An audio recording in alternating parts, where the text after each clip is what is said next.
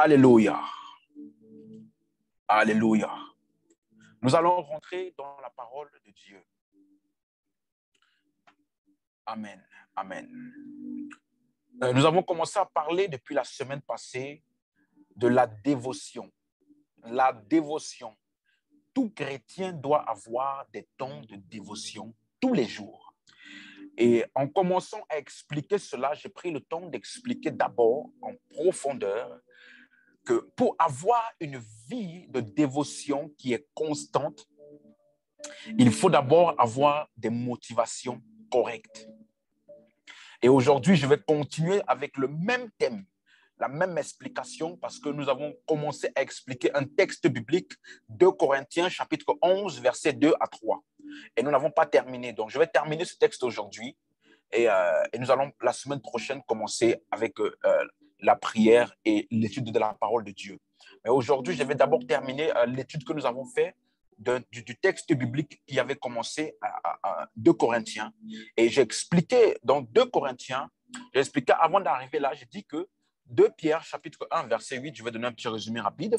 2 Pierre, chapitre 1, verset 8, la Bible dit « Car si ces choses sont en vous et ils sont en abondance, avec abondance, elles ne vous laisseront point oisifs ni stériles pour la connaissance de notre Seigneur Jésus. » Cela veut dire donc qu'il y a des choses qui doivent être en abondance manifestées par nous. Pourquoi? Parce que sinon nous serons oisifs et stériles. Ça veut dire que tu peux être en Christ, tu peux être membre de l'Église, tu peux faire beaucoup de choses à l'Église, avoir beaucoup d'activités ministérielles, faire beaucoup de choses, mais tu peux être oisif et stérile vis-à-vis de la connaissance de Jésus-Christ.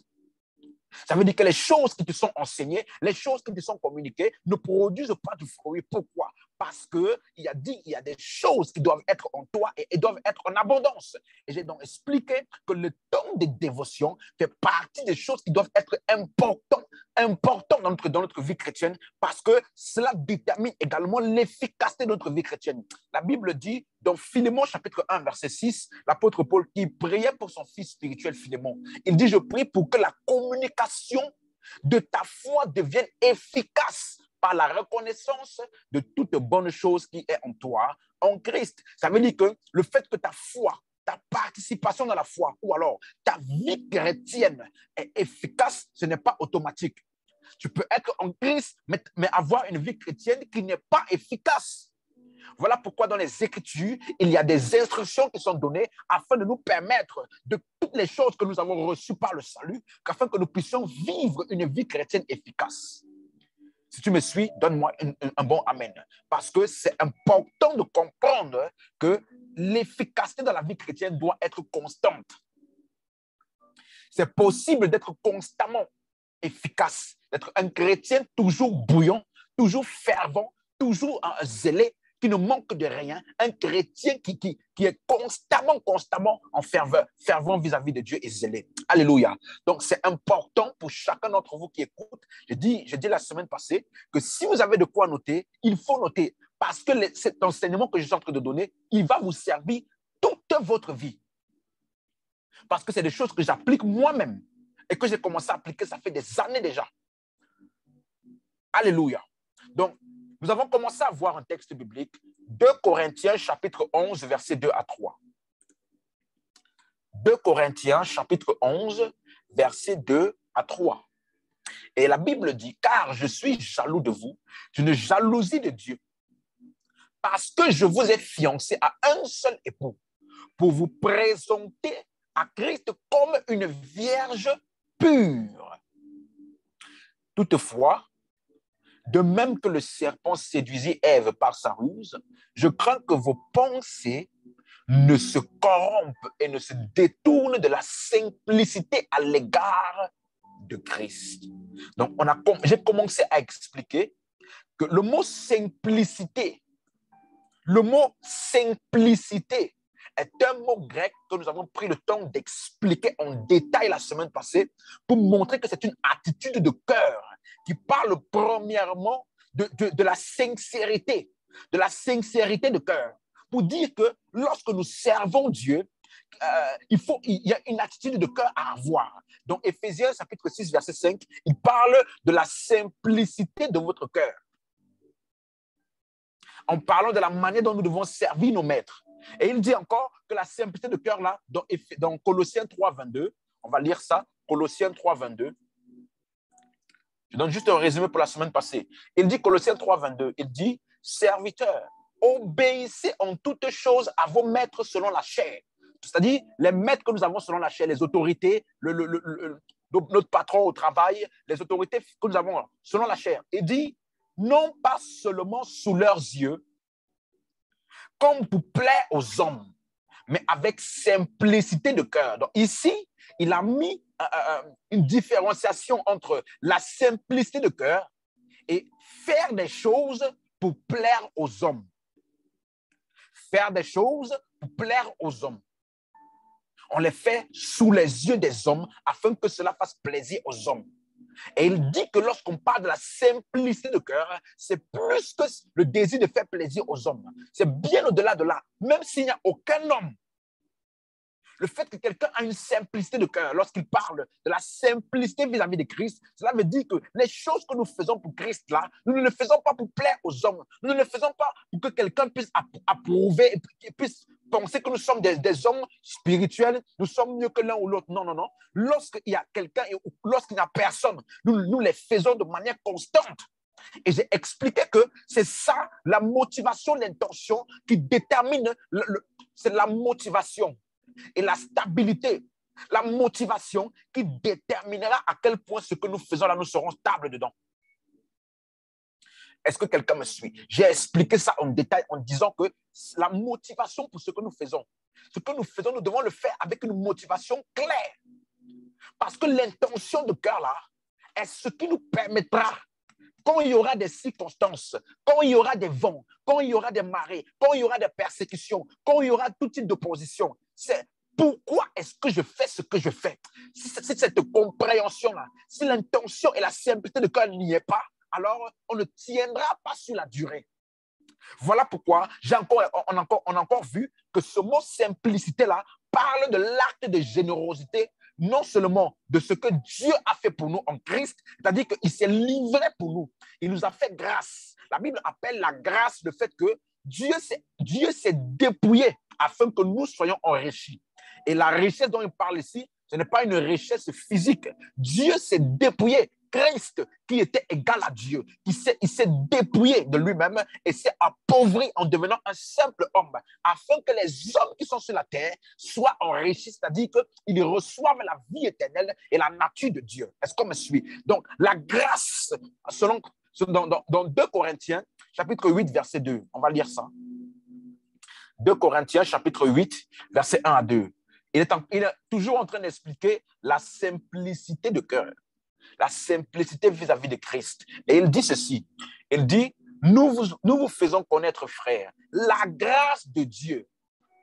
La grâce de Dieu. Et j'ai expliqué que quand vous allez lire les versets 9, le verset 8 et le verset 9, il dit que la grâce de Dieu, là, c'est quoi? C'est le fait que Jésus-Christ, il s'est appauvri afin que nous soyons enrichis par lui.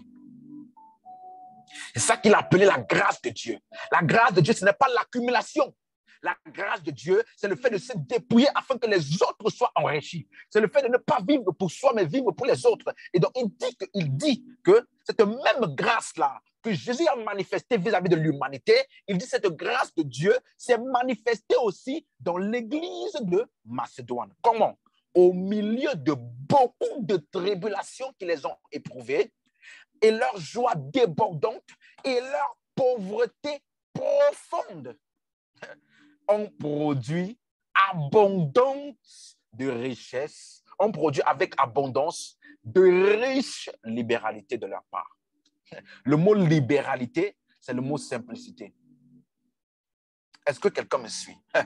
Ça veut dire qu'au milieu des tribulations intenses, au milieu d'une pauvreté profonde, ce peuple-là ayant compris la grâce de Dieu, ayant compris la grâce de Dieu et saisi le message de Christ, ils ont gardé la simplicité vis-à-vis de Christ. Ils ont gardé la simplicité à l'égard de Christ. Et comment cela s'est donc manifesté? Cela s'est manifesté par le fait qu'ils ont abondé en riche libéralité. Malgré leur pauvreté, cela ne leur a pas empêché d'être généreux et d'agir de manière libérale.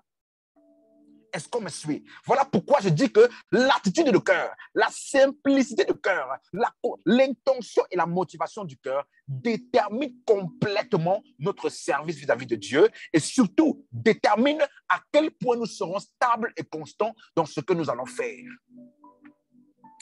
Est-ce qu'on me suit? Alléluia. Et j'ai fini la semaine passée en expliquant que dans cette simplicité de cœur qui s'est manifestée dans l'église de Macédoine, l'apôtre Paul continue à expliquer cela dans 2 Corinthiens 9, les versets 11 à 14, en disant que leur libéralité s'est manifestée simplement par le fait que leur libéralité là, le seul bénéfice qu'ils vont avoir pour ça, c'est uniquement parce que les personnes qui avaient besoin, leurs besoins seront pourvus et ces personnes-là vont prier Dieu et vont lever des actions de grâce à Dieu à cause de nous. Lorsque ton intention est claire, tu ne cherches pas à... Il y a des personnes qui donnent à l'église, qui font beaucoup de choses parce qu'ils ont leur propre intérêt dedans. Ça, c'est déjà une intention qui est corrompue. Il dit, il ne faut pas, parce que la manière dont le diable fera en sorte de vous ralentir dans votre vie chrétienne, la manière dont il agira, c'est parce que comment? Il vous détournera de la simplicité à l'égard de Christ. Ça veut dire que vos intentions et vos motivations de cœur ne seront plus pures. Et le mot pur, c'est ça que je vais expliquer aujourd'hui. Parce que la simplicité vis-à-vis de Christ, là, il dit que c'est ça qui a animé le peuple dans l'église de Macédoine, qui leur a fait avoir des libéralités au point où même au milieu des tribulations, même au milieu d'une pauvreté profonde, ils ont donné. Pourquoi? Non pas pour être riches, non pas parce qu'ils ont compris la grâce de Dieu, que Dieu lui-même, il s'est dépouillé afin que les humains soient sauvés. Nous aussi, en exemple de notre Dieu qui habite en nous, nous aussi, nous sommes capables d'agir avec libéralité afin que les frères et les sœurs puissent bénéficier et soient enrichis et que tous leurs besoins soient comblés et que eux aussi, ils vont élever à Dieu des actions de grâce à cause de nous. Ça, c'est la correcte intention. Ça, c'est la correcte attitude de cœur. La simplicité vis-à-vis de Christ. Et donc, revenons donc maintenant dans 2 Corinthiens, chapitre 11, verset 2. 2 Corinthiens, chapitre 11, verset 2. Et c'est ça que je vais expliquer aujourd'hui. Parce qu'au verset 3, il dit que de même que le serpent séduisit Ève par sa ruse, je crains que vos pensées ne se corrompent et ne se détournent de la simplicité à l'égard de Christ. Mais avant d'arriver là, il a d'abord parlé au verset 2. Et ce que nous allons lire maintenant, verset 2, il dit, « Car je suis jaloux de vous, d'une jalousie de Dieu, parce que je vous ai fiancé à un seul époux. » Un seul époux. Notez bien ce mot-là. Un seul. Je vous ai fiancé à un seul époux pour vous présenter à Christ comme une vierge pure. Et dans la version Darby, il dit comme une vierge chaste. Et lorsqu'on parle d'une vierge chaste, on parle d'une femme qui n'a jamais connu un homme, qui n'a jamais eu de relations intimes avec un homme. Elle est encore chaste. Et il dit que lorsqu'il nous a donc fiancés, il nous a fiancés à un seul époux. Cela veut dire donc que lorsqu'il parle d'une vierge pure, en voyant le verset 3, en parlant de nos pensées qui se corrompent vis-à-vis de la simplicité, donc ça veut dire que c'est encore une attitude de cœur. Est-ce qu'on me suit? Sauf que ici, le mot chaste veut dire sincère. Il veut dire pur et sincère, qui n'a pas été mélangé avec autre chose. Lorsque vous voyez, par exemple, on dit un jus de fruits pur, un jus d'orange pur, ça veut dire que c'est uniquement jus d'orange qui est dedans. On n'a pas mis de colorant, On n'a pas mis des trucs bizarres qui rajoutent en plus là. Non, non. C'est simplement du jus d'orange purement pressé qui est à l'intérieur. Il est pur. Il n'y a aucun autre fruit dedans. Il n'y a aucun ajout, aucun colorant, rien d'autre qu'on a mis en plus. Du jus pur. Donc, quand il dit ici qu'il nous a présenté à un seul époux, à Christ. Il nous a présenté à Christ, à un seul époux, comme une vierge pure. Alléluia. Ça veut dire que lorsque tu as été sauvé, tu es déjà pur. Laissez-moi commencer par là. Tu ne fais pas les choses pour devenir pur. Non, non, non. Lorsque tu es entré en Christ, lorsque tu as été uni à Christ par la foi en l'évangile, cette union de Christ-là t'a rendu pur. Est-ce qu'on m'entend? Il n'y a rien qui est fait. Tout ce que nous allons enseigner, tout ce que nous allons faire, part toujours de ce que Christ a fait. Le mot simplicité de cœur que nous avons vu parle de la sincérité, parle de l'attitude de cœur que nous avons, non pas pour être vu des hommes, mais plutôt par sincérité, et aussi parle de la générosité, de l'attitude de cœur que nous avons eue de manière généreuse, en reconnaissance de ce que Jésus-Christ lui-même a fait pour nous. Tout cela parle de l'attitude de cœur. Et de la même manière, ici, il commence encore à parler de ça lorsqu'il parle d'une vierge chaste. Le fait que tu as été en Christ, sache-le, tu es pur. Tu es pur. Dis avec moi, je suis pur. Il faut que tu sois certain de ça. La pureté que tu as ne vient pas de ce que tu fais. La pureté que tu as ne vient pas de ce que tu as. La pureté que tu as ne vient pas du fait que tu ne fais plus d'erreur. Non, la pureté que tu as vient du fait que tu as été uni à Christ. Alléluia. Donc, l'apôtre Paul est ici en train d'expliquer qu'il nous a présenté à Christ comme une vierge pure. Maintenant, comme il nous a présenté à Christ comme une vierge pure là, alors cette pureté doit se manifester dans nos intentions, dans notre attitude de cœur, pour faire quoi que ce soit que nous fassions. Regardez, ce mot chaste là est utilisé également dans 2 Corinthiens chapitre 6, verset 6. 2 Corinthiens chapitre 6, verset 6. Il dit, par la pureté, par la connaissance de la longanimité, par la bonté, par un esprit saint et par une charité sincère. Une pureté et charité sincère. Ça veut dire, le mot charité parle de l'amour. L'amour que nous avons fait présenter vis-à-vis des frères et des sœurs, nous l'avons fait d'une manière sincère. Dans Philippiens chapitre 4, verset 8. Philippiens chapitre 4, verset 8. Philippiens chapitre 4, verset 8. La Bible dit, au reste, frères, que tout ce qui est vrai, tout ce qui est honorable, tout ce qui est juste, tout ce qui est pur, tout ce qui est aimable, tout ce qui mérite l'approbation et ce qui est vertueux et digne de louange soit l'objet de vos pensées. Voici ce qu'il appelle la pureté. Tout ce qui est pur. Ça veut dire qu'en tant que chrétien, si tu veux avoir une vie de prière, une vie de méditation, une vie d'étude, il faut que tu fasses attention à tes pensées. Peut-être qu'on n'a jamais mis assez d'emphase sur ça, mais j'aimerais te dire que lorsque tu as sommeil, lorsque viennent des moments difficiles, les moments de découragement, c'est l'état de tes pensées qui va déterminer à quel point tu vas rester stable. Et l'apôtre Paul donne ici une instruction claire vis-à-vis de n'importe quel chrétien, n'importe qui. Tu dois veiller sur tes pensées. Que ce qui soit l'objet de tes pensées-là. Tu ne dois pas être un chrétien qui est en train de méditer comment faire du mal à l'autre.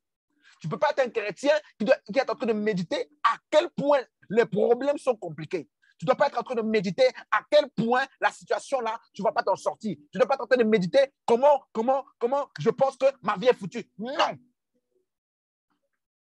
À partir d'aujourd'hui, il faut que tu mettes un filtre sur tes pensées. Un filtre. Est-ce que c'est pur? Est-ce que c'est digne d'approbation? Alors, c'est seulement ça que je vais permettre d'animer mes pensées. Parce que ce que je pense régulièrement va déterminer mes actions. Ce que je pense régulièrement va déterminer mes actions. Donc, pour être constant dans ma vie de dévotion, il faut que mes états de pensée vis-à-vis de toutes ces choses-là soient aussi purs. Pourquoi est-ce que tu veux faire ce que tu fais? Quelle est la pensée et l'intention qui t'animent lorsque tu sers Dieu? Depuis la semaine passée, je suis en train de parler de ça, mais j'aimerais vous dire, il y a beaucoup de personnes qui disent servir Dieu, mais ils servent Dieu, ils font beaucoup de choses pour Dieu parce que très jeunes, on les a rejetés. Très jeunes, ils ont vécu des situations de rejet et ils se sont dit, alors non, si je fais les choses de Dieu, au moins là, les personnes là-bas, ils vont m'apprécier. Il y a des gens qui font beaucoup de choses et toutes les choses qu'ils font, c'est pour un motif d'être vu par les hommes. C'est pour être vu par les hommes. Pour montrer à tout le monde que moi, je suis aussi spirituel. Moi, je prie 7 heures par jour. Moi, je prie 1 heure par jour. Moi, je fais ceci. Je jeûne 3 fois par semaine. Je fais ceci, je fais cela. Et là, tout le monde, pour que tout le monde puisse dire, waouh, quel homme spirituel. Si c'est ça qui t'anime, laisse-moi te dire, cette attitude-là ne te permettra pas d'être constant dans la durée. Avant de commencer à parler de la dévotion, il faut que j'établisse ça de manière claire dans vos cœurs, que l'attitude de cœur, l'intention du cœur est importante, plus que même les actions. Et je vais vous expliquer pourquoi. Lorsque nous lisons dans 2 Corinthiens chapitre 7, versets 11 à 12, regardez quelque chose. 2 Corinthiens chapitre 7, versets 11 à 12.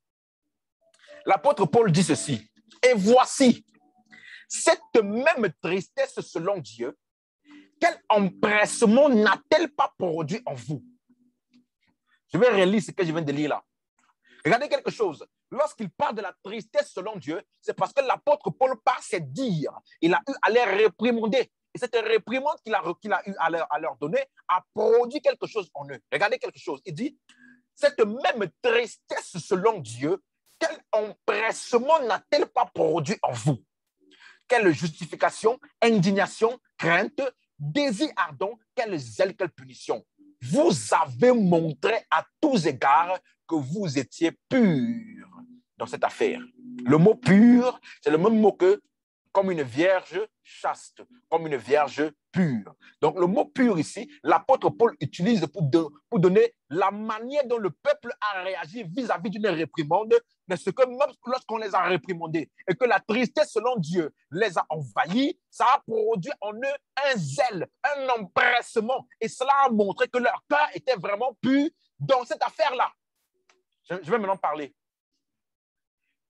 Lorsque ton autorité ou ton pasteur te réprimande et que tu deviens triste et que tu viens plus à l'église et que tu fais plus les choses de Dieu, ton intention était déjà corrompue. Si lorsqu'on te réprimande, si lorsqu'on te montre un chemin que tu as pris qui n'est pas correct, si après ça te pousse à t'éloigner des choses de Dieu, ça veut dire que dès le départ, tu n'étais pas pur dans cette affaire.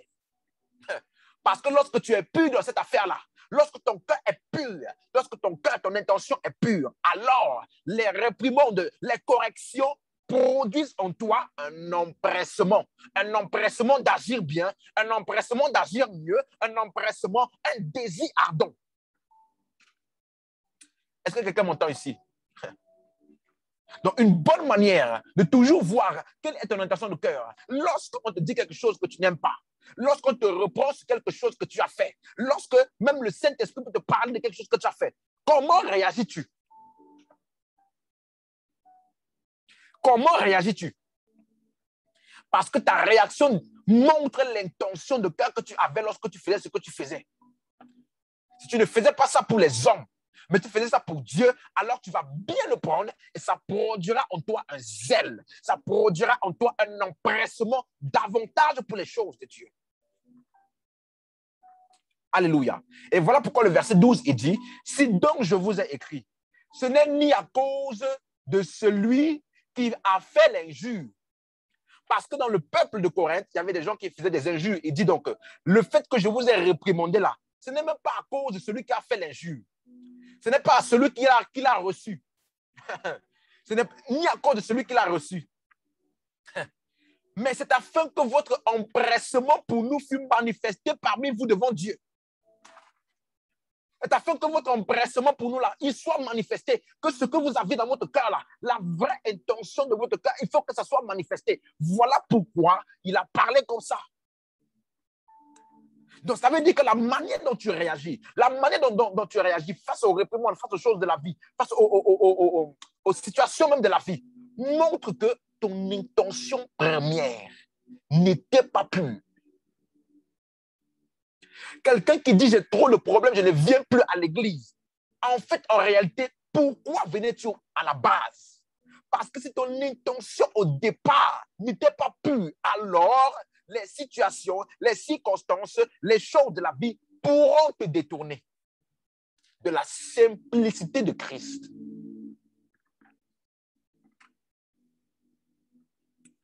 Est-ce que quelqu'un me suit? C'est important ce que je suis en train de vous expliquer. Il faut que chacun sache qu'il doit avoir des intentions sincères vis-à-vis de Dieu. Très important. Donc, dans 1 Timothée, chapitre 5, également, verset 22. 1 Timothée, chapitre 5, verset 22. Il dit, n'impose les mains à personne avec précipitation et ne participe pas au péché d'autrui. Toi-même, conserve-toi pur. Donc, comment se conserver pur? C'est en ne pas, il dit, n'impose les mains à personne avec précipitation. Parce que quand si tu imposes les mains avec précipitation, tu participeras au péché d'autrui. De quoi parlait-il? Quand vous lisez les versets 20 et 21, je vais vous mettre ça à l'écran, versets 20 et 21, versets 20 à 21, il dit ceci. Ceux qui pêchent, reprends-les devant tous, afin que les autres éprouvent de la crainte. Je te conjure devant Dieu, devant Jésus-Christ, devant les anges élus, d'observer ces choses sans prévention et de ne rien faire par faveur. De ne rien faire par faveur. Conserve-toi pur. En ne faisant rien par faveur. Si quelqu'un a péché et que son péché est connu de tous, il faut le répondre devant tous. Il n'y a pas de favoritisme. Il ne faut pas imposer les mains à quelqu'un parce que celui-là, c'est celui qui donne beaucoup à l'église. Ou bien celui-là, c'est celui qui m'avait offert une voiture. Il m'avait offert ceci, il m'avait offert cela. Non, non, non, non, non. Peu importe à quel point tu as déjà donné à l'église. Peu importe à quel point tu as déjà fait du bien au pasteur. Le pasteur, sa mission, il doit te répondre si tu pêches. Et tous les chrétiens également, ils doivent aussi se conserver purs. En ne faisant rien par faveur. Il dit, ne rien faire par faveur. Peu importe si un frère t'a déjà fait du bien, si le frère là est en train de faire ce qui n'est pas correct, tu as le devoir de lui dire. Parce qu'en ne disant pas, tu participes à son péché. Ça là, c'est ce qu'on appelle la pureté de cœur. Sans compromis. Et vous allez voir que l'apôtre Paul utilise aussi cette expression-là pour parler de la manière dont les femmes, elles doivent vivre avec leur mari lorsqu'elles obéissent à la parole de Dieu. Lorsqu'une femme, elle est mariée et que sûrement que son mari n'est pas converti. La Bible dit que par sa manière de vivre de manière chaste et réservée, elle a la capacité de gagner son mari qui n'est même pas converti. Ça veut dire que lorsque quelqu'un garde la parole de Dieu dans son cœur et que cette parole-là se manifeste dans ses actions, elle est pure. Elle est en train de manifester la pureté qu'elle a reçue par l'œuvre de Christ, en appliquant la parole de Dieu. Regardez quelque chose. Tite, chapitre 2, versets 4 à 5. Tite, chapitre 2, versets 4 à 5. La Bible dit, dans le but d'apprendre aux jeunes femmes à aimer leur mari et leurs enfants. Comment est-ce qu'une femme, elle aime son mari et ses enfants? Elle dit à être retenue, chaste, occupée aux soins domestiques, bonne, soumise à leur mari, afin que la parole de Dieu ne soit pas blasphémée. Donc, lorsque une femme, elle agit selon la parole de Dieu, elle est chaste. Elle est en train de manifester la chasteté. Elle est en train de montrer qu'elle a gardé un cœur pur. Est-ce que quelqu'un me suit? Est-ce qu'on m'entend? Ici, je parle bien évidemment de la pureté en termes d'intention et de sincérité de cœur. C'est important de garder une foi sincère, une sincérité de cœur dans ce que nous faisons pour Dieu. À un tel point que même lorsque une femme est mariée, même si à la maison là-bas, personne n'est converti. Elle ne va pas être comme ce genre de femmes-là qui sont à l'église. Elles sont très soumises au pasteur, à l'église. Elles font tout bien à l'église. Elles vont laver les toilettes. Elles vont faire le ménage à l'église. Elles vont tout nettoyer. Elles vont être très serviables. Mais arrivées à la maison, elles sont une autre personne. Une autre personne. Elle parle mal. Elle n'est pas soumise à son mari. Elle délaisse les soins domestiques, elle délaisse les choses domestiques, elle n'est pas soumise. Une telle femme, elle n'a pas gardé une intention pure. Parce que lorsque ce n'est pas à l'église, elle ne fait pas la même chose. Elle fait les choses seulement à l'église pour que le pasteur voit, pour que les hommes de Dieu voient, pour que les membres et les fidèles de l'église voient, pour dire, oh, la sœur là, c'est une bonne sœur. Mais à la maison, chez elle, c'est le bazar total. De la même manière qu'il y a des chrétiens qui font beaucoup de choses à l'église. Ils vont prier à l'église, ils vont évangéliser à l'église, ils vont lire la Bible à l'église, mais chez eux à la maison, ils ne prient pas, ils ne lisent pas la parole et tout ça. Donc, tout part de quoi? Tout part de l'intention de la pureté de ton cœur. Afin que la parole de Dieu ne soit pas blasphémée. La Bible dit. Cela veut dire que tu peux être à l'église et faire semblant, mais à la maison, par ton attitude, tu peux blasphémer la parole de Dieu. Alléluia. Donc, il dit que les veuves doivent apprendre aux jeunes femmes-là à aimer leur mari et leurs enfants, à être retenues et chastes. De telle sorte que ce soit à la maison, que ce soit à l'église, que ce soit partout, vu que leur cœur est sincère, quel que soit l'environnement, elles gardent la parole de Dieu et la pratiquent en tout temps. 1 Pierre chapitre 3, verset 2. Verset 1 à 2. 1 Pierre chapitre 3, verset 1 à 2. L'apôtre Pierre, il dit la même chose. 1 Pierre chapitre 3, verset 1 à 2. Femmes, soyez de même soumises à vos maris, afin que si quelques-uns n'obéissent point à la parole, ils soient gagnés sans parole par la conduite de leurs femmes, en voyant votre manière de vivre chaste et réservée. Alléluia.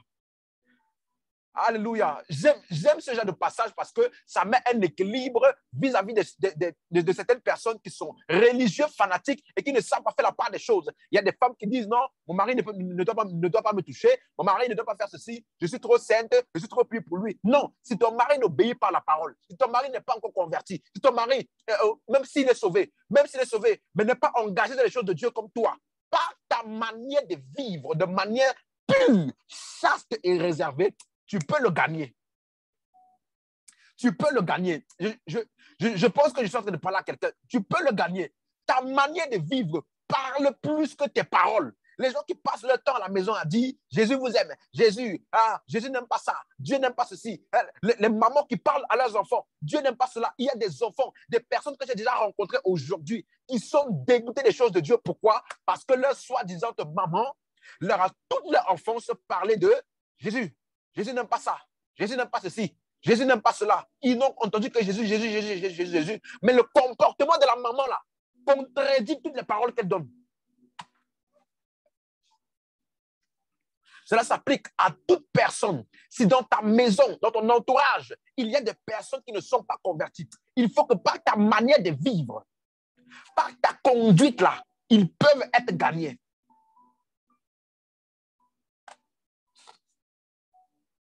Parce que la parole de Dieu que nous recevons n'est pas pour être vécue à l'église. Elle est pour être vécue partout.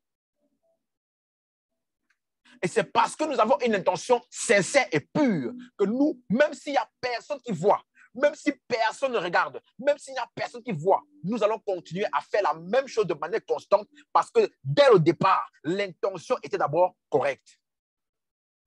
Est-ce qu'on me suit? L'intention était d'abord quoi? Correcte. Elle était pure et sincère. Alléluia. Alléluia. Jacques chapitre 3, verset 17. On est en train de parler du mot pur. Hein. L'apôtre Paul dit qu'il nous a présenté à Christ comme une vierge pure. Donc nous devons manifester cette pureté-là dans tout ce que nous faisons. Parce que lorsque le diable viendra pour commencer à te refroidir, pour commencer à te ralentir dans les choses de Dieu, la première chose qu'il va toucher, il va d'abord détourner ton cœur et tes pensées de la simplicité de Christ. Comment il va faire ça? Il va commencer à mettre d'autres désirs, à vouloir faire les choses, mais non plus par sincérité de cœur, mais pour l'approbation des hommes, pour être vu, ou bien par hypocrisie. Regardez ce qu'il dit. Jacques chapitre 3, verset 17. Jacques 3, 17.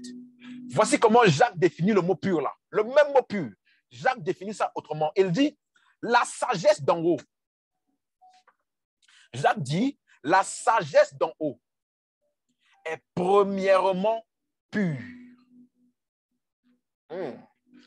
Il dit que la sagesse d'en haut là est pure. La sagesse qui vient de Dieu, elle est pure. Ensuite, pacifique, modérée, conciliante, pleine de miséricorde et de bons fruits. Elle est exempte de duplicité et d'hypocrisie.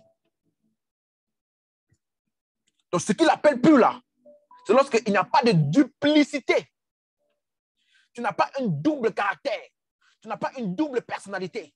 À l'église, tu es comme ça. Dehors, tu es autre chose. À l'église, tu es comme ça. À la maison, tu es une autre personne. Si quelqu'un demande à tes êtres chers, aux personnes qui sont avec toi tous les jours, la personne, si elle est comment? On va se demander si est-ce que c'est la même personne qui est à l'église là.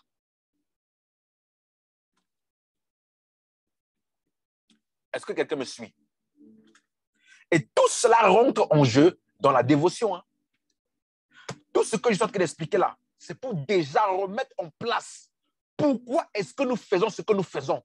Parce que lorsque nous ne savons pas pourquoi nous faisons et que nous ne le faisons pas d'un cœur sincère, alors dans la durée, on ne tiendra pas. Et j'ai trop entendu des personnes demander, je n'arrive pas à avoir une vie de prière. Je n'arrive pas à avoir une vie de prière constante. Il y a des moments, je prie beaucoup. Après, il y a des moments, je ne prie plus. Il y a des moments, je fais beaucoup de choses pour Dieu. Il y a des moments, je laisse.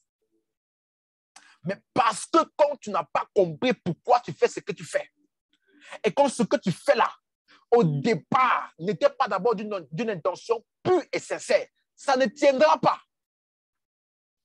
Parce que dans la vie que nous vivons là, la Bible dit aussi longtemps que nous sommes dans le monde, Jésus a dit, vous aurez des tribulations. Donc, tu n'as même pas besoin qu'un prophète vienne te dire ça. Sache que dans ta vie là, tu auras des tribulations. Mais Jésus a dit, prenez courage, car j'ai vaincu le monde. Donc, quel que soit ce qui vient sur notre chemin, nous avons la victoire. Quel que soit ce qui vient. Donc, la compréhension de l'œuvre de Christ et le fait de garder la simplicité à l'égard de Christ est ce qui nous permet de garder et de continuer à servir Dieu, quelles que soient les circonstances et les situations. Et la Bible dit, l'apôtre Jacques dit que ce qui est pur là, c'est ce qui est exempt de duplicité et d'hypocrisie. De duplicité et d'hypocrisie. L'apôtre Paul dit la même chose dans Romains chapitre 12, verset 9. Que l'amour soit sans hypocrisie. Ayez le mal en horreur, attachez-vous fortement au bien. Que l'amour, parce que l'amour dans la Bible, ce n'est pas un sentiment. L'amour dans la Bible parle d'un sacrifice. Le mot agapé parle de l'amour que Dieu a eu pour nous. Et l'amour que Dieu a eu pour nous, c'est manifesté par un sacrifice. Donc l'amour là dans la Bible parle d'un sacrifice, un amour sacrificiel, une action que tu poses qui va bénéficier à l'autre, qui ne va pas te bénéficier. Et qui va bénéficier à l'autre. Et la Bible dit que quand tu fais cette action-là, que ça soit sans hypocrisie. Est-ce qu'on m'entend?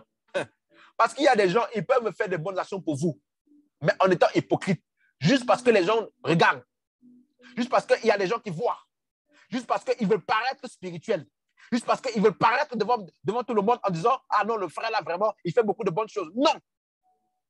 Que l'amour soit sans hypocrisie. Et le mot hypocrisie ici veut dire prétendre que c'est pour quelque chose, alors que c'est pour autre chose.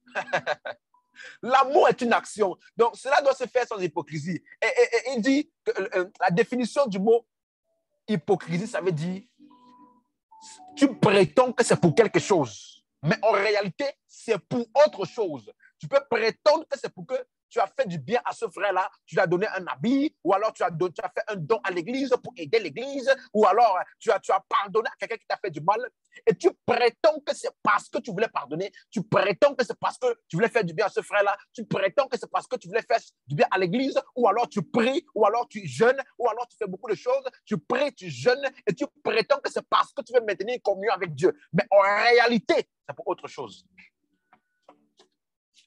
En réalité, c'est pour autre chose. Combien de fois j'ai vu des personnes, lorsqu'ils sont en France, ou alors lorsqu'ils sont dans la période, j'ai envie de dire scolaire, dans la période dans laquelle ils sont dans les activités de l'Église, ils prient, ils font des actions pour Dieu, ils évangélisent, mais si jamais il arrive qu'ils voyagent, qu'ils vont en vacances, ils n'ont plus de vie de prière. Leur vie de prière aussi va en vacances. Leur méditation va en vacances. Tout ce qu'ils faisaient pour Dieu va aussi en vacances. En réalité, tu faisais pour qui? Tu ne faisais pas pour Dieu, tu faisais ça par hypocrisie. Ce qu'il est en train de dire ici, prétendre que c'est pour quelque chose alors que c'est pour quelque chose d'autre. Beaucoup font des choses par motif de satisfaction personnelle. Pour dire que moi aussi, j'ai réussi à faire ça. Moi aussi, je fais ça. Ah, il dit ça, moi aussi, je fais ça. Il faut que nos intentions soient clairement sincères. Et je vais dire quelque chose ici. Le mot sincère, lorsqu'il dit, le mot pur, pardon, la Bible, notre marche dans la foi doit être sincère. Elle doit être pure. Elle doit être vraie. Elle doit être à l'image de ce que Dieu en Christ a fait pour nous. Dieu n'a pas fait pour nous pour pouvoir se faire voir de je ne sais pas qui. Parce qu'à l'époque, quand il était au commencement, il n'y avait que Dieu. Donc Dieu ne peut même pas, il ne peut pas être hypocrite. Est-ce qu'on me suit? Donc c'est à l'image de ce que Dieu a fait pour nous, nous aussi, nous servons Dieu en servant les frères et les sœurs de manière sincère. C'est ainsi, ce n'est que comme ça que nous pouvons bâtir une vie chrétienne consistante et stable. Suivez-moi très bien. Lorsque tu es sincère de cœur, lorsque tu es sincère vis-à-vis de Dieu, même s'il y a des choses que tu n'arrives pas encore à faire, laisse-moi te dire, tu vas réussir. Même s'il y a des choses que tu n'arrives pas encore à vaincre, des mauvaises attitudes, des mauvaises habitudes, certaines choses que tu as encore du mal, je te garantis que lorsque tu es sincère vis-à-vis de Dieu, même si tu as encore des difficultés à vaincre certains péchés, je te garantis, ce n'est qu'une question de temps. Ce n'est qu'une question de temps. Mais celui qui n'est pas vraiment sincère dans ce qu'il fait pour Dieu là, quoi que ce soit, avec le temps, il se ramollit. Avec le temps, il se ramollit. Avec le temps, il se refroidit complètement. Est-ce qu'on me suit? Donc c'est important. C'est vraiment, vraiment, vraiment important d'avoir une intention vis-à-vis de Dieu, vis-à-vis de tout ce que nous faisons de manière sincère. Et l'apôtre Paul, il dit ceci. Dans 2 Corinthiens chapitre 6, verset 6, il n'a pas seulement parlé, il n'a pas seulement dit au peuple de le faire. Lui-même, il a fait. Lisons quelque chose, on va terminer pour ce soir. 2 Corinthiens chapitre 6, verset 6. 2 Corinthiens chapitre 6, verset 6. La Bible dit, mais nous rendons à tous égards recommandables comme nous nous rendons recommandables. Nous nous rendons recommandables comme serviteurs de Dieu. Par beaucoup de patience dans les tribulations, dans les calamités, dans les détresses. Regardez toutes les situations que l'apôtre Paul a affrontées. Regardez comment lui-même, il est en train d'énumérer toutes les situations qu'il a affrontées. Et il dit qu'au milieu de tout ça, il a été stable. Pourquoi? Regardez. Comme serviteur de Dieu, par la beaucoup de patience, dans les tribulations, dans les calamités, dans les détresses, sous les coups, dans les prisons, dans les troubles, dans les travaux, dans les veilles, dans les jeûnes. Comment est-ce qu'il est resté recommandable comme serviteur? Pourquoi? Verset 6. Par la pureté, par la connaissance, la longanimité, par la bonté, par un esprit saint, par un amour sincère. L'apôtre Paul dit que le fait que tout ce que j'ai vécu comme situation, tout ce que j'ai eu comme persécution, tout ce que j'ai eu comme moment compliqué dans ma vie chrétienne, tout ce qui a été, tout ce que j'ai pu affronter comme difficulté, la chose par laquelle je suis resté recommandable comme serviteur de Dieu, c'est parce que j'ai maintenu une pureté et un amour sincère. Un amour sincère. Est-ce que je suis en train de parler à quelqu'un? C'est important de comprendre ça. Très, très important. Voilà pourquoi vous allez voir que souvent dans les Écritures, il parle d'avoir une foi sincère. 2 Timothée chapitre 1 verset 5. Avoir une foi sincère.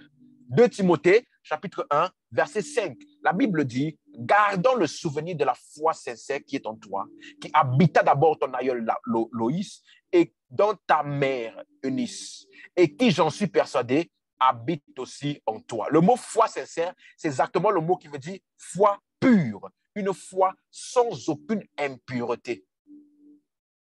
Sans aucune impureté. Dans 1 Timothée chapitre 1 verset 5, 1 Timothée chapitre 1 verset 5, il dit, le but du commandement, c'est un amour venant d'un cœur pur, d'une bonne conscience et d'une foi sincère. Le but du commandement, lorsque tu donnes un commandement et que tu le maintiens et que tu le fais, quelles que soient les circonstances, le but de ce commandement-là, c'est pour un cœur sincère. Une foi sincère, un amour qui vient d'un cœur pur. Dans 1 Pierre chapitre 1 verset 22. Dans 1 Pierre chapitre 1 verset 22. Ayant purifié vos âmes en obéissant à la vérité, pour avoir un amour fraternel sincère.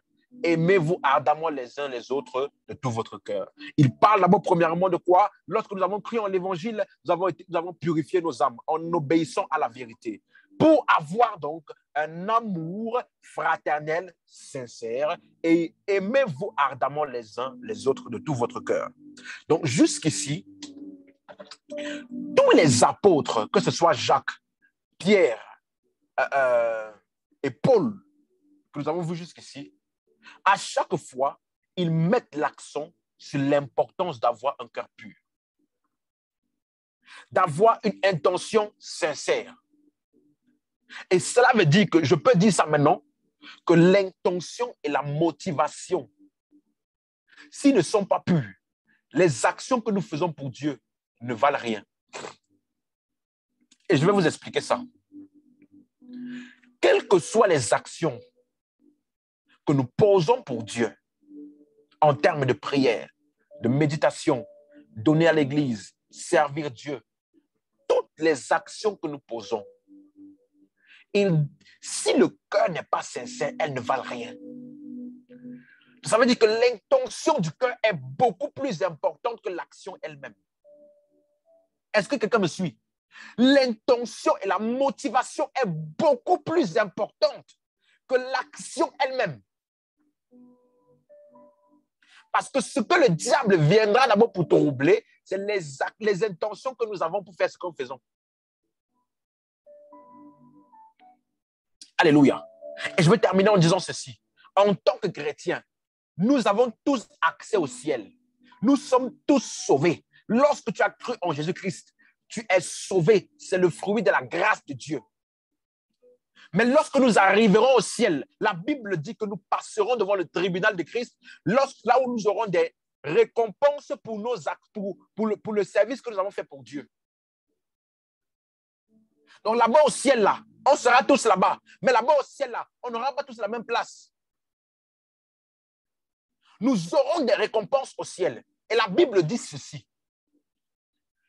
La Bible dit ceci dans 1 Corinthiens chapitre 4, verset 11.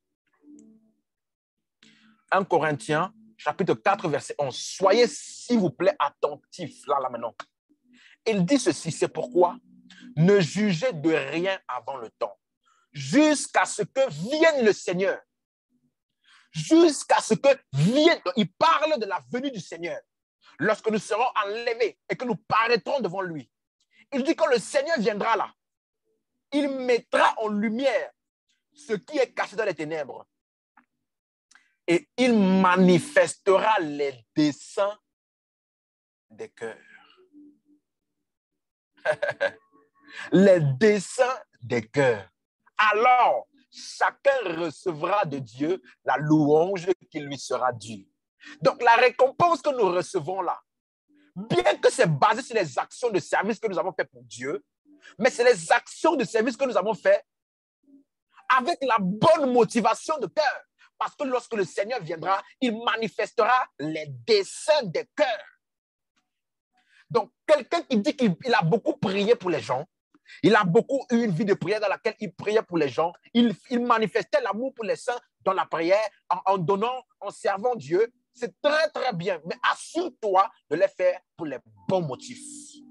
Parce que lorsque le Seigneur viendra, il manifestera les desseins des cœurs.